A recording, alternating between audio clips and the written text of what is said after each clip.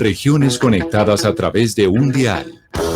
A partir de este momento, Óscar Montes, Ana Cristina Restrepo, Hugo Mario Palomar, Valeria Santos, Gonzalo Lázari, Rodrigo Pombo y Camila Zuluaga analizan y debaten el tema del día. El tema del día. Colombia está al aire.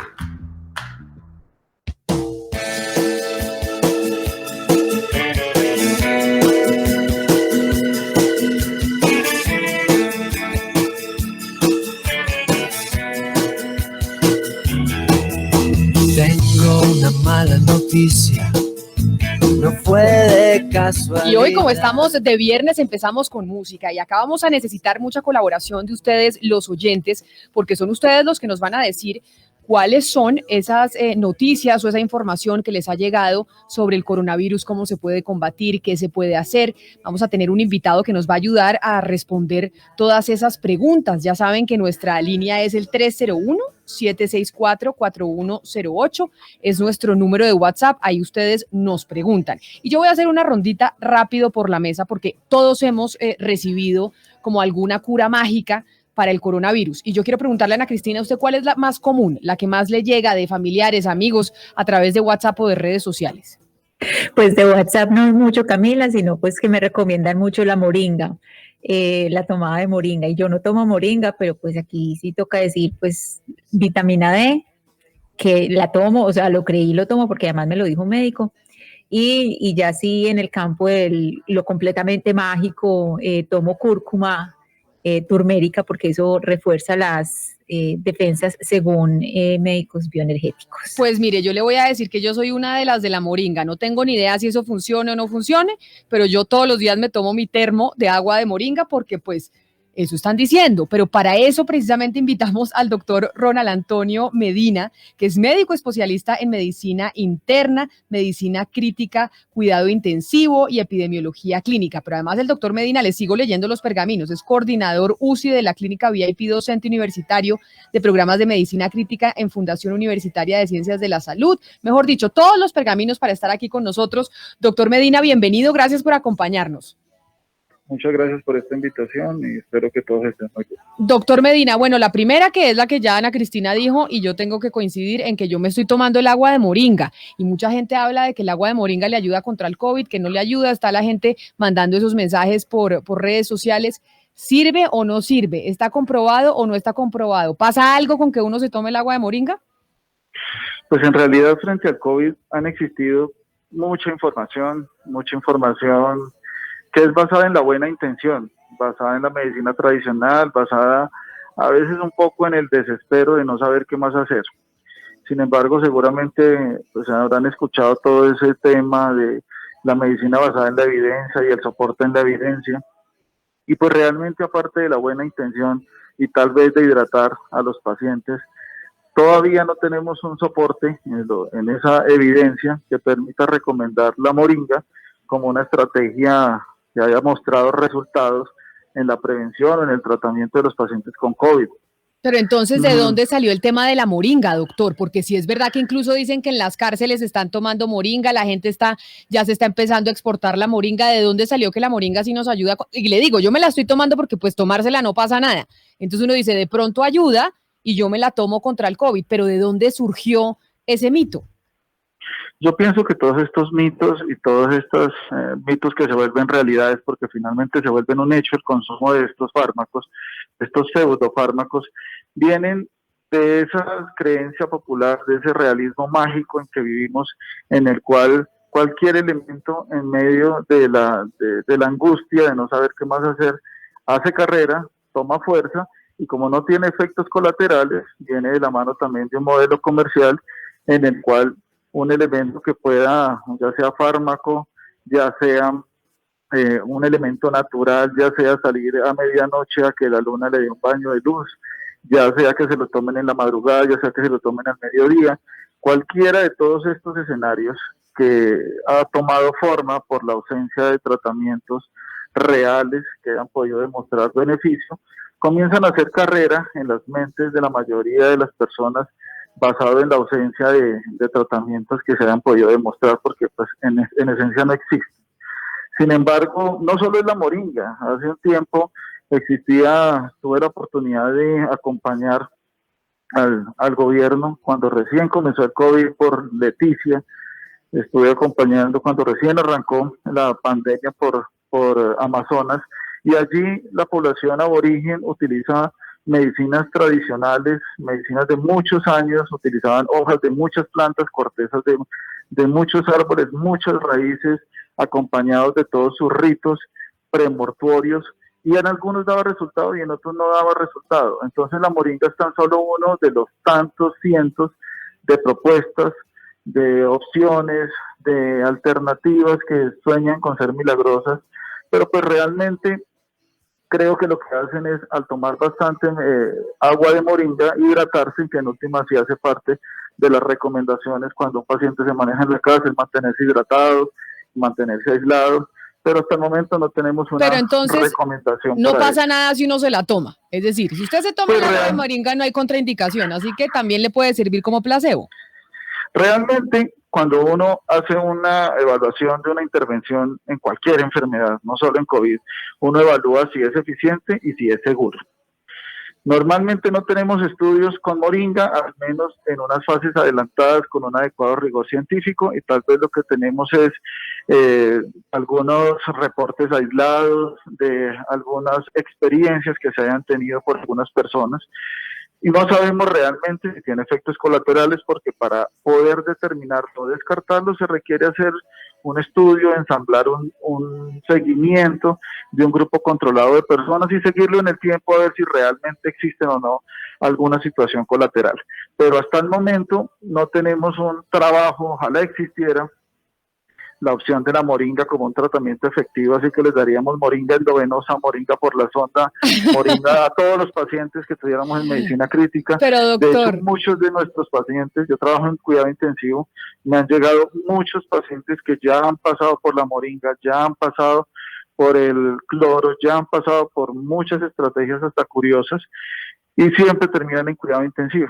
Entonces, los que yo he visto y lo que está publicado en la literatura y lo que se tiene de recomendación, no tenemos un suficiente cuerpo de evidencia para saber si la moringa ayuda o no ayuda.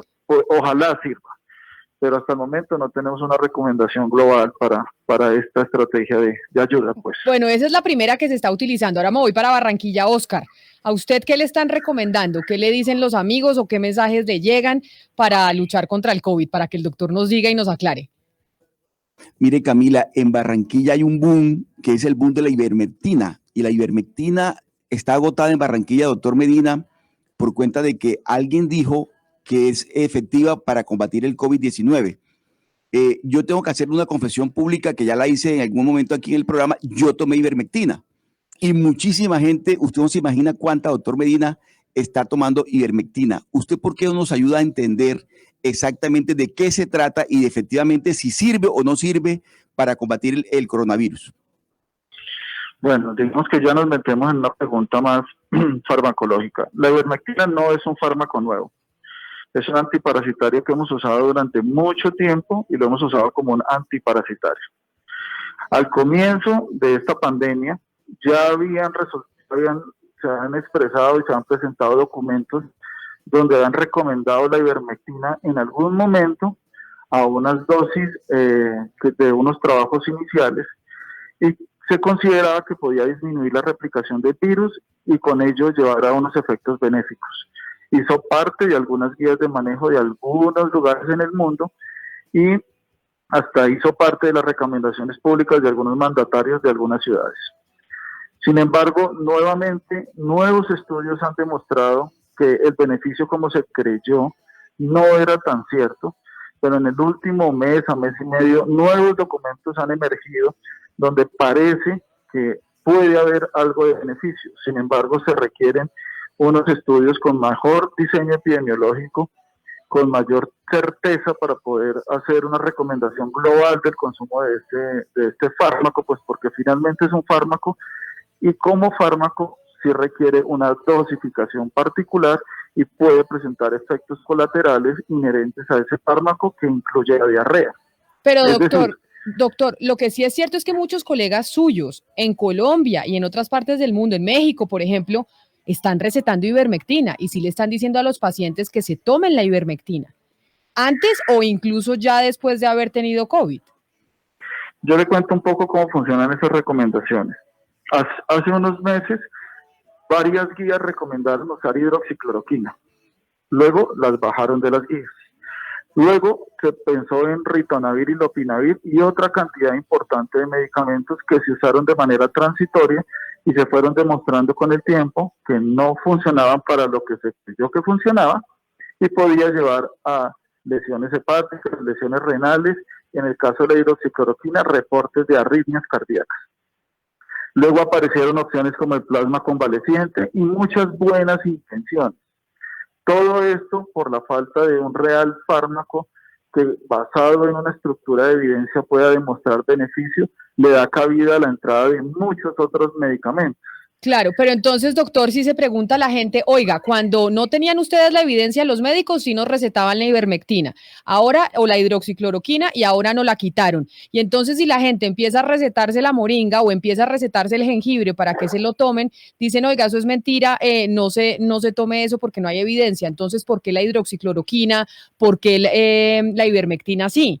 Porque es como que yo lo único que hago es leer los comentarios de la gente y la gente dice, la moringa sí funciona, el jengibre sí funciona, acá lo que nos quieren es que no se les dañe el negocio, etcétera, etcétera. ¿Qué les respondemos a esa gente que hay mucha que cree eso?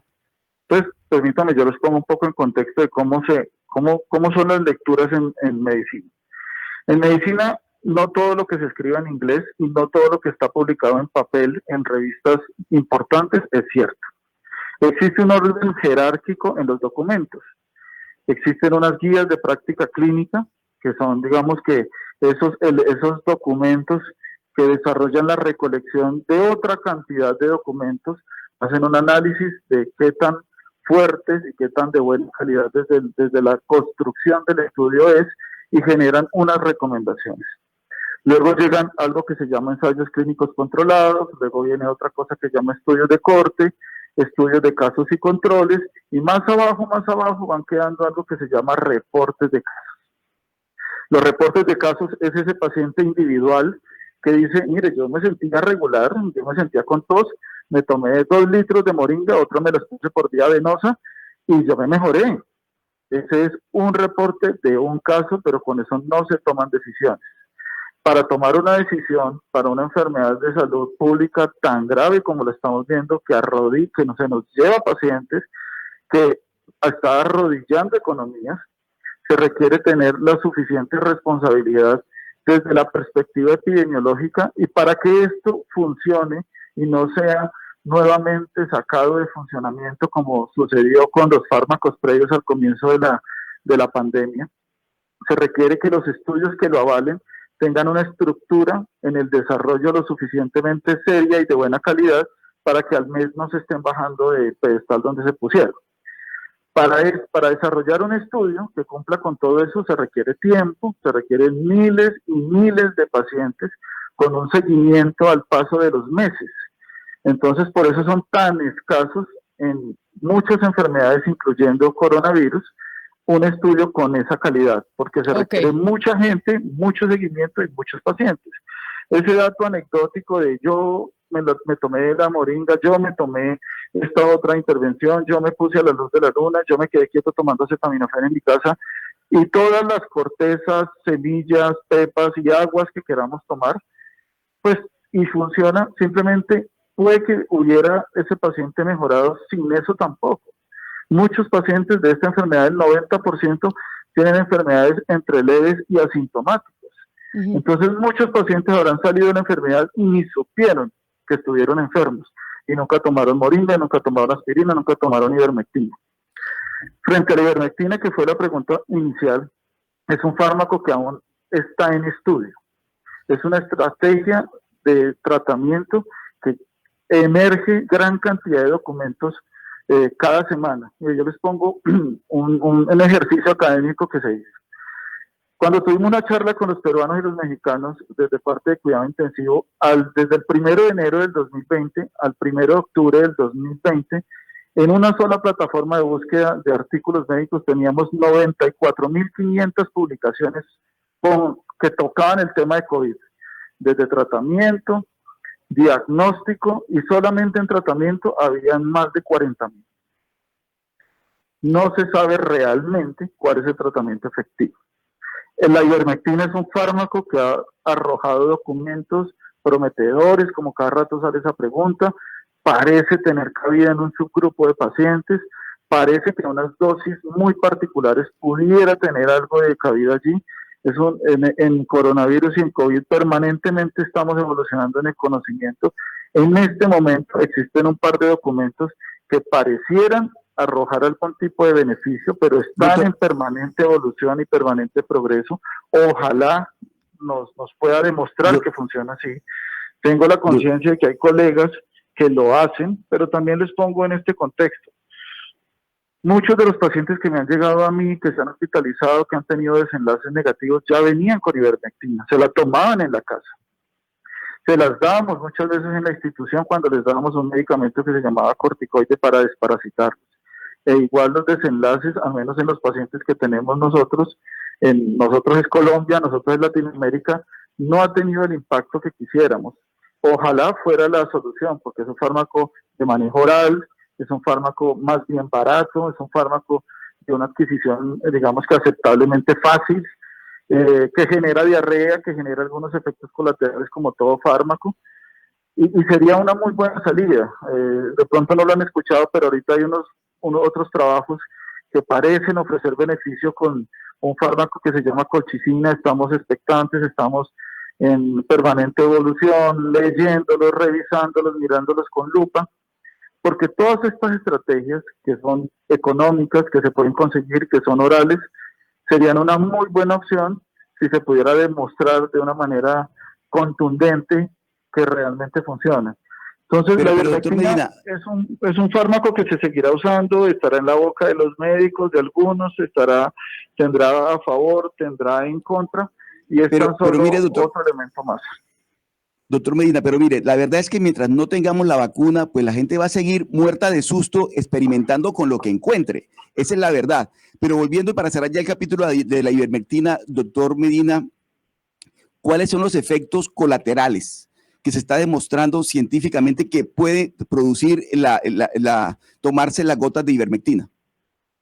Pues mire, la ivermectina, como todo fármaco, puede tener reacciones desde la alergia normal que tienen los pacientes. Cualquier paciente puede hacer alergia a la acetaminofén, y la ivermectina no está lejos de situaciones idiosincráticas propias de cada paciente.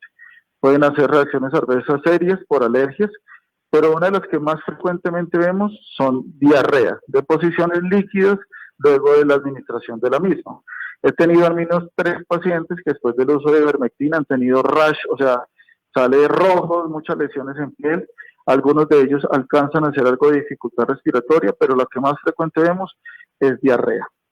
Yo soy consciente de que es un fármaco que muchas veces hemos tentado a usar porque lo creemos cercano a la inocuidad, pero no es 100% inocuo. Lo he visto usar, he recibido muchos pacientes que ya lo han venido tomando, he recibido pacientes que toman ivermectina todos los días y al final también desarrollan enfermedad severa. Okay. Entonces, puede que sí, como puede que no. No les pudiera decir que no rotundamente, pero sí les puedo decir una frase que se vuelve de cajón cuando nos preguntan a los epidemiólogos, y es que no hay suficiente cuerpo de evidencia que permita hacer una recomendación a favor del uso masivo de la ivermectina para prevención o el tratamiento del COVID. Estamos pendientes de unos estudios en desarrollo, seguimos pensando que puede ser una medida esperanzadora, pero ojalá el tiempo nos dirá si realmente fue una estrategia que menos nos redujera un poco la mortalidad o un poco la ocupación hospitalaria. Pero por ahora seguimos en la permanente evolución y seguimiento de esos estudios que deben estar por salir las actualizaciones. Hemos hablado, entonces no hay suficiente estudio ni de la ivermectina ni de la moringa, pero la gente sigue diciendo tómese ivermectina, tómese moringa. Gonzalo, ¿a usted qué le ha llegado? ¿Qué mito o qué recomendación para que pues prevenga el COVID? Mire, Camila, aquí en Panamá hay un debate científico, porque hay un doctor, que es el doctor Chial, muy conocido aquí en Panamá, que está hablando de una inmunobomba. Entonces, yo quisiera preguntarle a nuestro invitado. El doctor Chial habla de una inmunobomba que es un licuado de cebolla, ajo, limón, orégano, miel, todo eso junto y uno se tiene que tomar 2 cucharadas diariamente. Doctor, pero confiese, inmunobomba. Usted se está tomando la inmunobomba, Gonzalo, confiese. No. Yo me estoy tomando un té de jengibre. Té de jengibre porque también lo receta este doctor. La inmunobomba no, porque el hecho de mezclar cebolla con miel y orégano no me pega. Pero, doctor Medina, ¿usted cree en esta inmunobomba que está siendo tan popular en Panamá, este licuado de cebolla, orégano, miel, limón? Pues ¿qué le digo yo? Pues ¿qué le digo yo? Eso me parece una ensalada de un sabor rarito, ¿sí? Particularmente pues yo no me lo tomo. Mire, hablar del sistema inmune, hablar de inmunización, hablar de inmunomoduladores, no se imaginan lo amplio que es ese concepto. Inmunomodular a un paciente es de las cosas más complejas porque aún seguimos descubriendo y redescubriendo el sistema inmune y especialmente con coronavirus, que no hay expertos en coronavirus. Realmente cuando ya logramos responder una que otra pregunta, inmediatamente cambian las preguntas. Yo me reúno con la gente, con muchas personas que escriben muchos documentos, nuestro grupo de trabajo desarrolla mucho documento y al final de tanta investigación terminamos con más preguntas que con respuestas. A mí me parece que todas estas estrategias coloquiales que hacen parte de la puericultura, que va de la mano de ese desespero de no tener una respuesta, pues en últimas, mire, si no les haga feo, tómesela, ¿sí? Pero que yo le puedo decir que nosotros podemos hacer una recomendación con eso, pues no, porque entonces entrarían preguntas como ¿cuántos gramos de cebolla? ¿Y de cuánto es la cebolla? ¿Y cuántos gramos y cuántas gotas de miel? ¿Y cada cuánto se las va a tomar? ¿Y cómo le vamos a hacer el seguimiento? ¿Y cómo va a medir la inmunomodulación? Entonces, doctor, yo le voy a dar, si le sirve de aderezo, le voy a dar la pues, receta. Le voy a dar la receta para ver si alguien en Colombia quiere hacer este licuado que aquí están recomendando mucho en Panamá.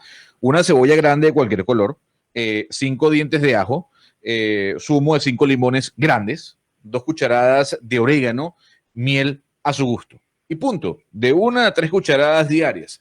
Pero lo que dice, y tengo una contrapregunta, lo que dice este doctor, que es muy popular en Panamá, es que este licuado le sube a uno las defensas. ¿Eso es así, doctor Medina? ¿Le puede subir un licuado con estos componentes las defensas a uno? Es que esa es otra de las cosas que la gente dice, oiga, la moringa, el jengibre, sirven para subir las defensas. Si la manzanilla, la hoja de coca está demostrado que tienen funciones que le ayudan al cuerpo para subir las defensas, ¿por qué esto no, doctor? Es lo que dice la gente. Mire, subir las defensas es un término coloquial que escucho cada rato, pero ¿a qué le llamamos defensas? Digamos que más o menos voy a hacer un símil de cómo uno puede entender la respuesta de un cuerpo a una infección. Normalmente digamos que uno tiene 2 formas de matar una pulga. Una es con un zapatazo y una es con una granada. Uno manda el zapatazo y puede morirse la pulga, y manda la granada y puede morirse la pulga. Pero en el escenario del zapatazo, se dio el zapatazo, se escuchó el ruido y pasó. Pero en el escenario de la granada, mandó la granada, mató la pulga y acabó con todo. Entonces, si a mí me dicen con qué se defiende más usted, con un zapatazo o con una granada, a mí me gustaría que mi respuesta inmune se modulara de tal manera que a una pulga le dé un zapatazo y no una granada, siendo la granada un mayor evento de defensa. Entonces, ¿dónde está la situación acá? Y es una de las preguntas que tanto tienen las familias de los pacientes que tienen desenlaces negativos, o sea, fallecen. Y es que el paciente fallece con todos los datos clínicos de una infección por COVID. Y vamos a buscar el virus y a veces no lo encontramos.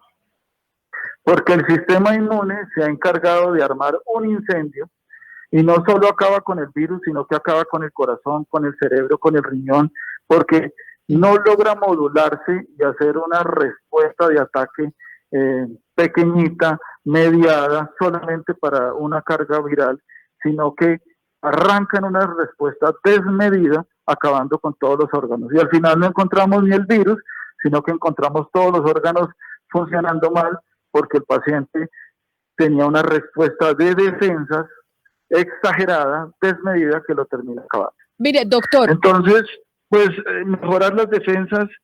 Mire, yo le doy una respuesta a esa inmunobomba. Tómese la inmunobomba, pero use el tapabocas. No salga, lávese las manos y proteja a su gente no haciendo aglomeraciones en su casa y tómese la inmunobomba. O tal vez invítelos a tomarse la inmunobomba y lo verá que no van y lo verá que no hacen aglomeraciones. Mire lo que nos llega de un oyente de Medellín, también de una pregunta sobre cosas que están recomendando pues para combatir el coronavirus. Muy buenas tardes, Camila, a todos los de la mesa. ¿Y qué te cuento? Pues a mí llegó un familiar y me dice que es muy bueno el eucalipto, quemarlo y meterse uno debajo de la cobija y absorber el humito que va saliendo pues de la quemada del eucalipto. Esa fue como la cura que me dieron para el coronavirus. Gracias, desde Medellín. Y si es verdad, doctor, que por lo menos en las calles en Bogotá sí venden eucalipto y eucalipto por todos los barrios, la gente también está usando el eucalipto para combatir el virus. ¿Sirve o no sirve? Pues mire, lamento ser resonante con mi respuesta, pero hasta el momento no. Lo que pasa con el eucalipto en algunas personas es que la sensación del vapor del eucalipto en las mucosas de los bronquios y de la nariz le da la sensación medio mentolada y eso da una sensación de tener las vías aéreas más abiertas, pero que hasta el momento tengamos una información que ratifique el eucalipto en vaporizaciones, como dicen en muchas oportunidades, pues no. Además, yo que recuerde, el eucalipto es un remedio que le dan para las bronquitis, para el asma, para la gripa desde hace muchísimos años. Eso no es nuevo del coronavirus. Pero hasta el momento, frente a la pregunta puntual si sirve o no sirve, pues no tengo una recomendación formal a favor o en contra, como dicen algunos documentos en epidemiología. Es decir, no les puedo decir que sirva, pero si no, pero pues ya cada uno decide cómo desarrolla su bienestar, pero no tiene evidencia. Mire, Cristian nos escribe desde Barranquilla y además nos habla de una cadena que se está moviendo mucho en WhatsApp que dice que en Barranquilla hay un remedio casero o una recomendación que se está dando para combatir el COVID y es hacer gárgaras de agua de sal o bicarbonato que ayuda a evitar que el virus baje a los pulmones. Esto por las propiedades alcalinas de los mismos. Entonces la gente dice, haga gárgaras de bicarbonato o de sal porque así como el virus se queda en la garganta, eso dice la cadena, usted evita que le baje a los pulmones. ¿Eso es verdad, doctor? ¿Sirven las gárgaras de bicarbonato y sal? Yo les cuento un poquito la historia sobre eso.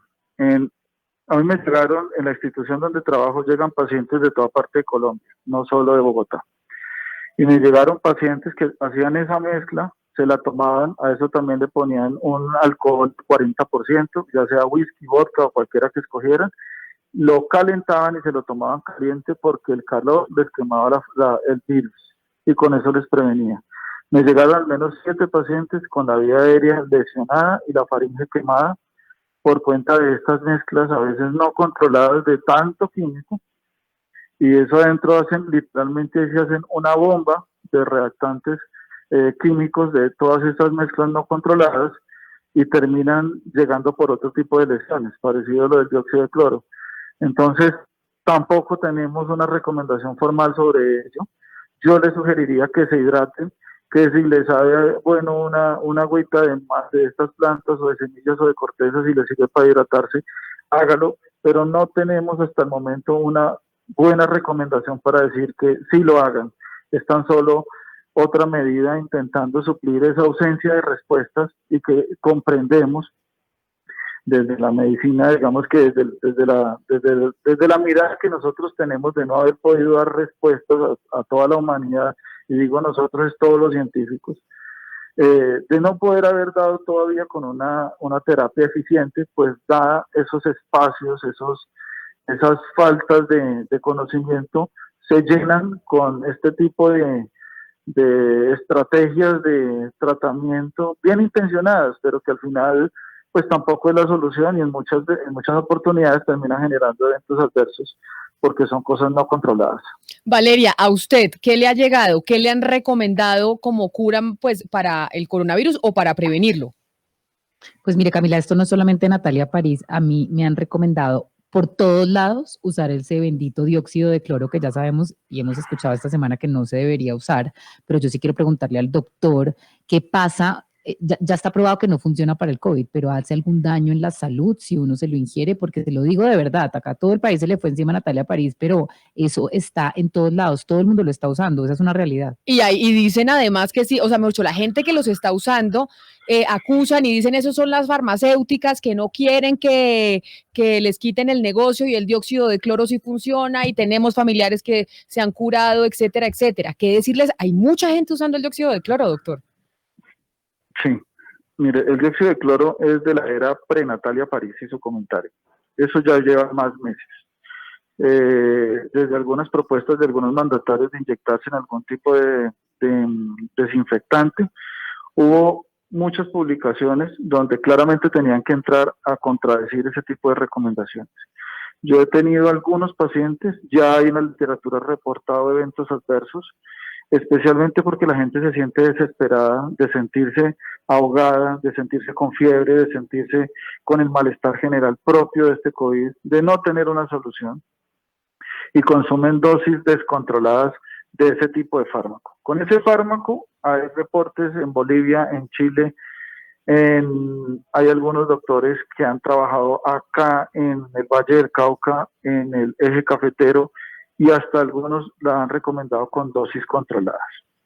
He visto lesiones esofágicas graves, he visto gastritis graves, he visto algunos pacientes que se han relacionado con insuficiencia renal y he visto algunos escenarios de quemaduras importantes de la faringe, porque las dosis finalmente no están estandarizadas, porque no es un fármaco que esté recomendado, porque no está avalado bajo ninguna sociedad científica, porque finalmente funciona muy parecido a un desinfectante, y cuando el paciente se siente que no mejora, porque igual no va a mejorar, consume más y consume más y consume más, hasta que las dosis que al principio para alguien fueron, vea, me mejoré tomándome 2 copaditas al día, que igual probablemente iba a mejorar sin tomárselo, porque iba a ser seguramente un caso leve, que no iba a repercutir en nada más.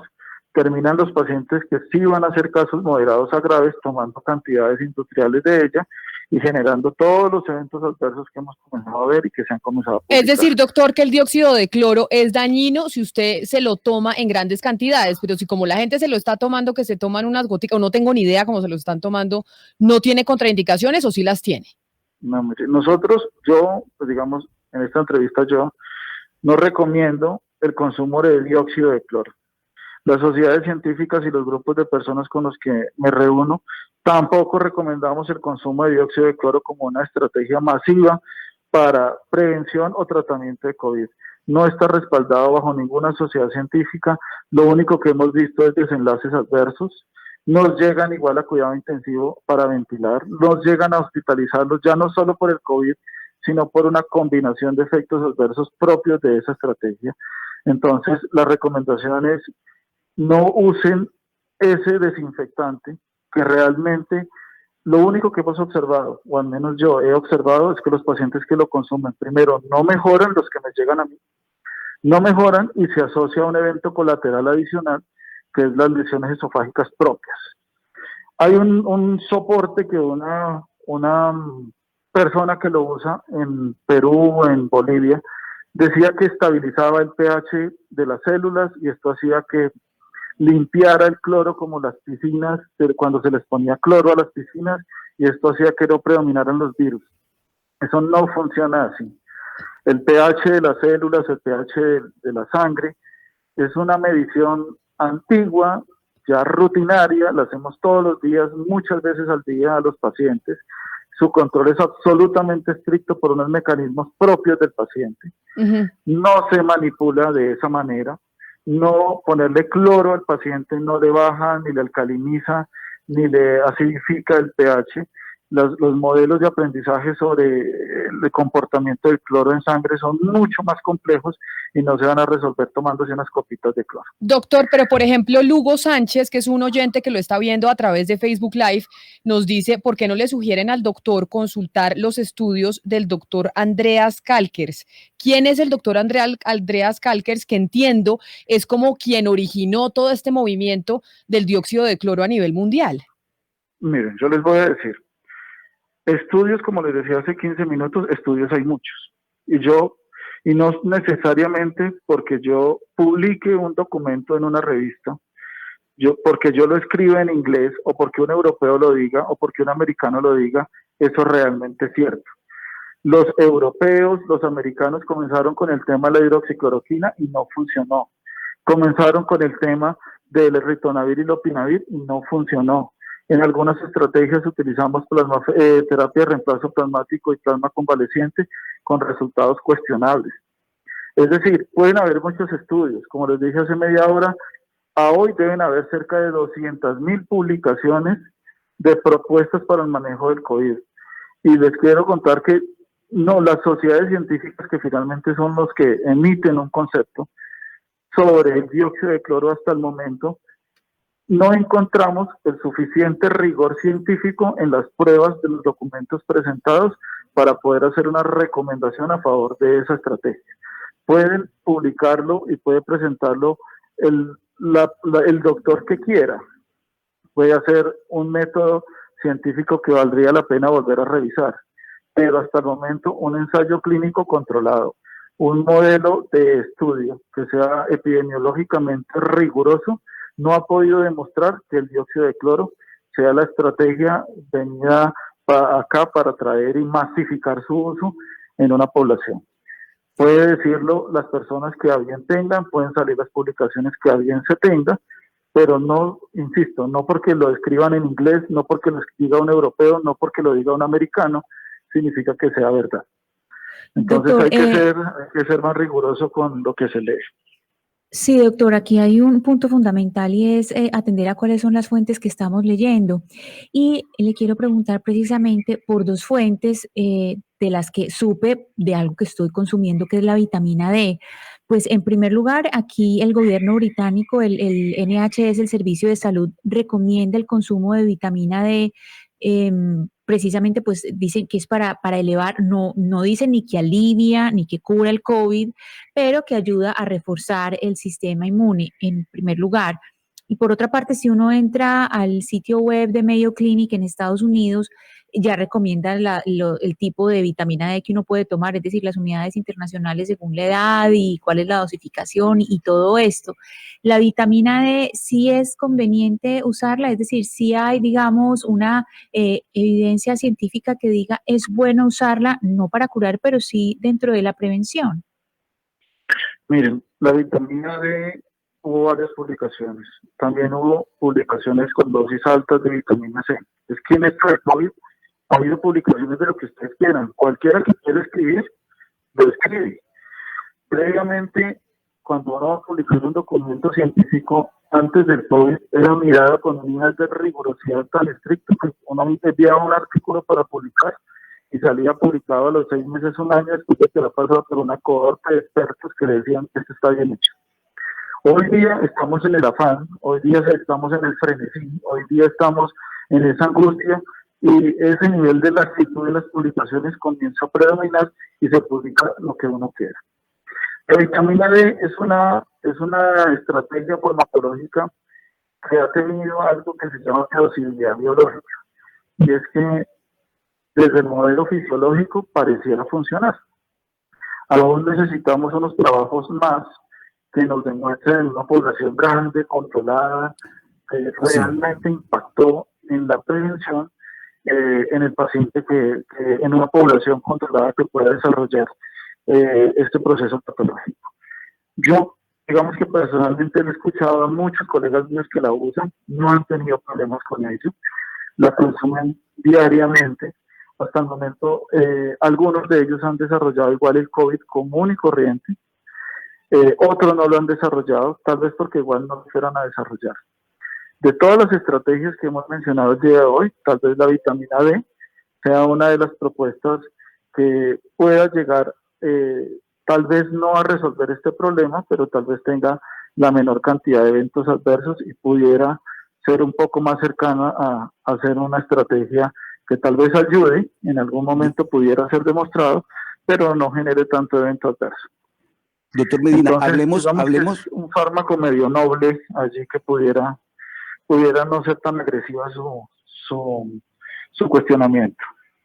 Pero mire, doctor Medina, hablemos de otra especie de mito que se ha creado y tiene que ver con la toma de la temperatura corporal.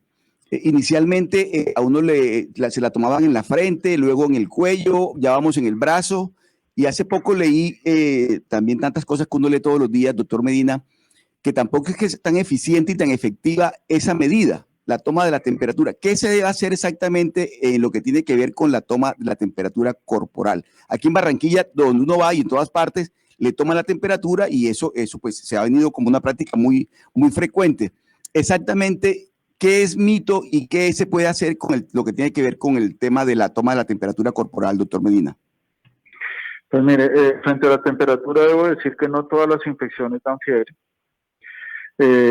No todo paciente con una infección activa por COVID-19 desarrolla fiebre. De hecho, en un subgrupo de pacientes, en ciertos momentos de enfermedad, a veces crítica, su comportamiento es a bajar la temperatura y llegar a la hipotermia.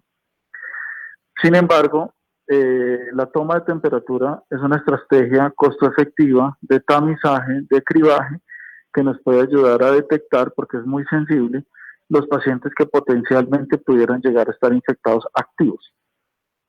En algún momento, hasta habían publicaciones en algunas revistas que todas estas pistolitas de toma de temperatura pudieran llegar a generar alguna lesión neurológica cuando se la ponían a un paciente en el cráneo.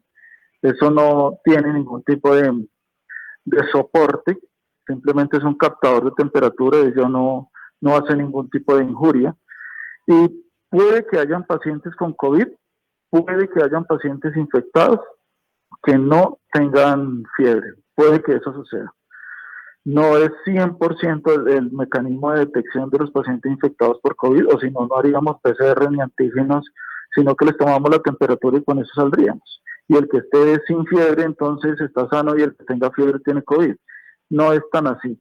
Sin embargo, es una estrategia fácil de tomar, no requiere contacto, se puede hacer con un dispositivo fácil, es muy sensible para los pacientes con infección activa, en la mayoría que sí hacen fiebre, y es una propuesta, digamos que, insisto, costo efectiva, práctica, para poder hacer la discriminación de qué paciente potencialmente está infectado.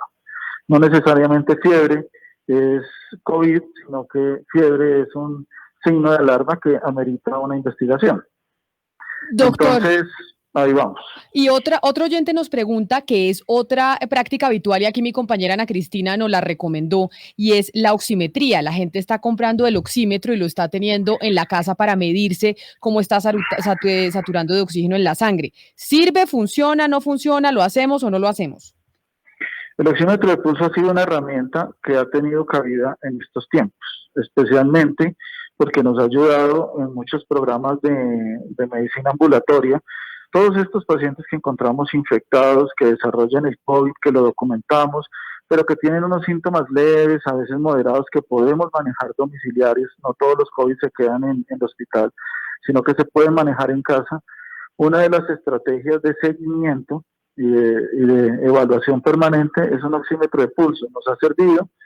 Es una herramienta que permite detectar cuándo el paciente comienza a deteriorar. Entonces, normalmente los más sencillitos le permiten ver al paciente al rompe cuánto satura y qué frecuencia cardíaca tiene. Y siempre se dan algunas advertencias. Si su oximetría de pulso comienza a bajar de este nivel, por favor reconsulte y no se quede en casa. A mí me han pasado cosas curiosas con el oxímetro de pulso, y es que a veces tiene un efecto allí casi placebo, y es que el paciente se siente muy disnéico. He ido con el oxímetro de pulso y le digo, pero usted está saturando por encima de 94. Y el solo hecho de saber que su nivel de oxígeno está bien comienza a quitarle su dificultad respiratoria, o al menos la sensación de lo que él cree que era dificultad respiratoria. Es un elemento que es de ayuda, es un elemento de detección, permite en la casa poderse hacer una medición objetiva de los niveles de oxígeno para un grupo seleccionado de pacientes que puede estar en la casa y que se comunican con uno, y uno puede con eso tomar decisiones. Lo usamos en los hospitales, los medios portátiles pequeñitos que no tienen más de 2 pulgadas se usan en casa y puede ser de ayuda a tomar decisiones y hacer seguimiento ambulatorio. Doctor Ronald Antonio Medina, gracias por todo este tiempo, por esas respuestas, por aclararnos dudas. Seguramente pues tendremos que hablar muchas veces más, pero hoy nos ha sido muy útil a nosotros y a los oyentes, así que feliz tarde. Muchas gracias para ustedes. Y así seguimos recibiendo información y nosotros estamos tratando básicamente de encontrar los expertos para responderles a ustedes sus inquietudes. Juego y el azar.